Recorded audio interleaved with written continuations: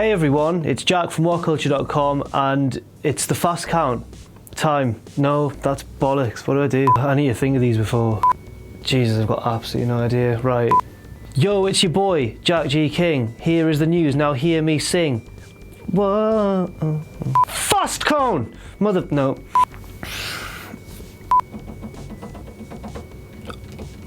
God, I really have no idea. This is the longest it's ever taken to think of an intro.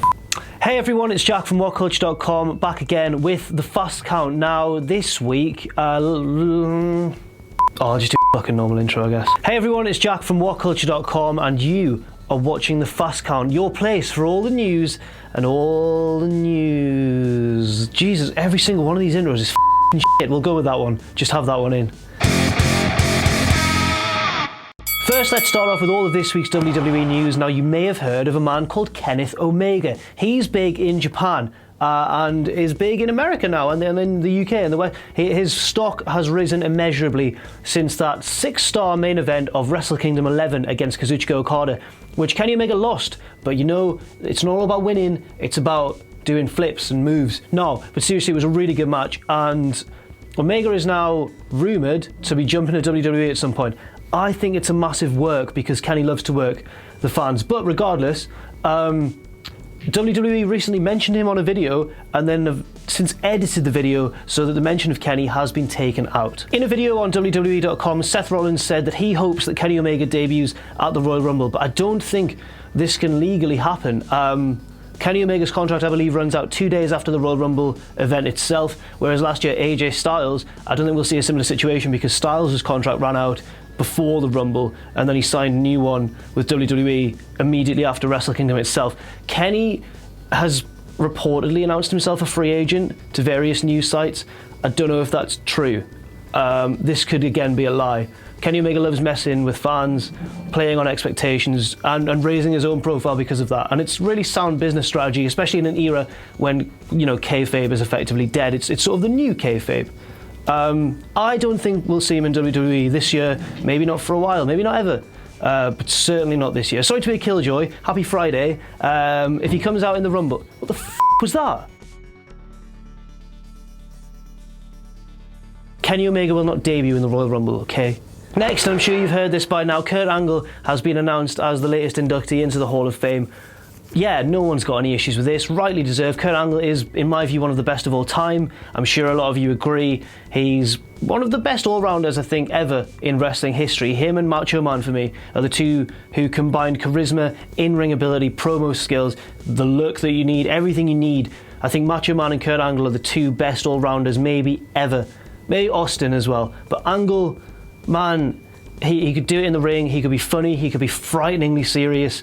Well, he's still going. I know what I'm talking about. I've met him. He wrestled our show. I don't know what I'm talking about like he's retired or anything. But anyway, Angle in the Hall of Fame is a very smart decision. I've got no more to say about this, really. It's news, but it's not controversial news. It's just one of those good ones. So yeah, good. He deserves that. And another piece of news that broke earlier this week, and I'm sure you've heard it already, sadly, Jimmy Snuka, WWE Hall of Famer Jimmy Snuka, passed away on Sunday at the age of 73. Now it's time for all the news from elsewhere in the world of wrestling, and we have an Impact Wrestling doubleheader. Yeah, that's right, we're not going to call them TNA anymore. I think they'd rather be known as Impact Wrestling, and I guess that's fair enough. But they did a very TNA thing on Impact last night when they had the first ever Race for the Case match. Let me explain the rules. Okay, right, let's just brace myself for these rules. First of all, there are 4 briefcases hanging above the ring. 12 or so men enter the match and must retrieve the briefcases. You can only win 1 briefcase each. The briefcases are different colours, which is lovely. After the match is over, the 4 briefcases have been retrieved. They will be opened and there'll be a number inside, 1, 2, 3 or 4. That means that whoever holds the briefcase, I'm getting this right, can make a match and stipulation of their choosing, but number 1 has precedence. So if he goes for the TNA World Championship, then the next person down can't, and so on and so on. It's very similar to the Money in the Bank ladder match, and it's very similar to TNA's Feast or Fired, the infamous 4-way briefcase match, which saw one of the briefcases just have your P45 in, and you just got fired if you won that briefcase, which is the most stupid No, I'm going to be positive about Impact Wrestling. My sleeves keep getting... I've had a lot of tweets in the past about my sleeves getting uneven throughout Fast Count, and I don't know why it is. I think it's just because I've been hitting the gym so hard. Anyway, Jeff Hardy won the #1 briefcase and implied in a promo later on in the night that he will be going for the World Championship. Eddie Edwards is, of course, the current champion. Bobby Lashley is the #1 contender, and a 30-minute Iron Man match has been agreed. Elsewhere in TNA, I've been saying Jeff Hardy all this time, and it's Brother Nero. Brother Nero won the #1 briefcase.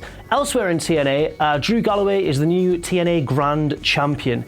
He defeated Moose in one of those weird MMA matches that they do like 3 rounds and then there's scorecards, but he won it by pinfall in 3rd round after low-blowing Moose and having a point deducted for doing so, but not disqualified, because that's kind of what happens in MMA. You get a point deducted for a low blow. I mean, in MMA, low blows are a lot more sneaky or accidental than just a big old wham, but that's basically what happened. Drew Galloway is the new Grand Champion, and it's richly deserved. I mean, Drew's great. He's been great for us. He's great wherever he goes. But it's just weird to think that TNA, Impact Wrestling, is the same promotion that does these sort of, let's be realistic, MMA matches and the Final Deletion.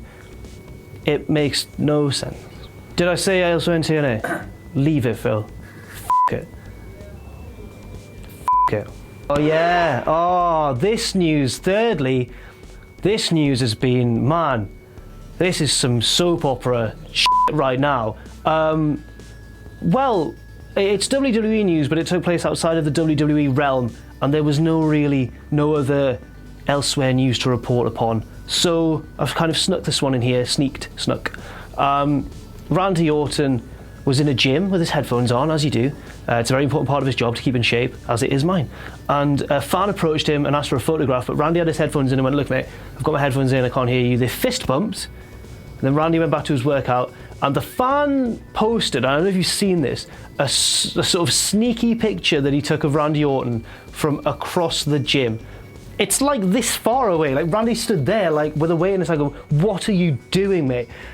The guy must have went right up close to him and just done that, and then had the cheek to be like, "Oh, Randy Orton was so like mean about me taking a picture of him." You didn't have his permission to take a picture. I mean, yes, Randy Orton has had issues with behaviour and his temper in the past, but honestly, in this instance, I mean, you've got to kind of side with Randy Orton. Yes, obviously, when you meet a wrestler, it can be very exciting and you want to get a picture with them and that sort of stuff, but a gym is a very sort of private environment. If a guy's got his headphones in, as I well know, well-versed I am in the unwritten rules of the gymnasium. But Randy Orton can't really be blamed too much for this one, especially when the fan insinuated that, "Oh, I wasn't even that big a fan of him anyway." Oh, f*** off. What a dick. The backlash was bigger than when I said that I didn't like the Final Deletion. He's been getting torn into by the internet quite a lot. And I've just contributed to that, so sorry mate. Never mind. Now last week we only did one takeaway. I know it's the fast count and the theme is 3s, but last week we only did one takeaway because we were running short on time. And this week I think we'll just do one takeaway as well to save Phil a bit of editing. And just because 3 takeaways, it's a bit excessive, isn't it? You only need one. And you can all discuss it in the comments below. And today's takeaway is, it's the UK tournament. The UK tournament feels like it's like 3 weeks old now, but it wasn't. It was just last Sunday. It's been sort of poured over and dissected so much that I didn't want to dedicate a whole news story to it because everyone will know what happened by now. But my takeaway for you is, my question for you as well is, who out of the UK tournament is going to make the longest lasting impression in WWE? My guess is Pete Dunne. Yes, Tyler Bate won, but I feel like Dunne was kind of the other, an equally big star of the show. He was like a ready-made heel. He was already really over. Triple H gave him his endorsement, and then Pete Dunne referred to him as Triple H, and I just sort of shuddered a bit. But it was fine. It's his accent, you know, just made me hate him more, which is a heel, you know, heel tactics. But yes, I think Pete Dunne will make the longest lasting impression. But you know, there's been a theory that Tyler Bate could debut in the Rumble as well, and that would be fun. Who do you think is going to make the longest lasting impression? I think Pete Dunne, or the muscle cat Saxton Huxley. In fact, let's throw up some pictures like we did last time. So Pete Dunne's there. Phil, you just take it from here. Pete Dunne, Tyler Bate, Saxton Huxley, the muscle cat. We'll go for Twin Balor, that's, you know, Devlin. And who else was good? We'll have Tucker as well, and the Yeti. Who do you think is going to do the best out of these guys? I think Pete Dunne. So that's all for this week on the Fast Count. I've been Jack from WhatCulture.com. I'm sorry about that terrible intro, lads. I really need to start taking lessons from Ross, the best intro man in the world. But I hope you've enjoyed the news.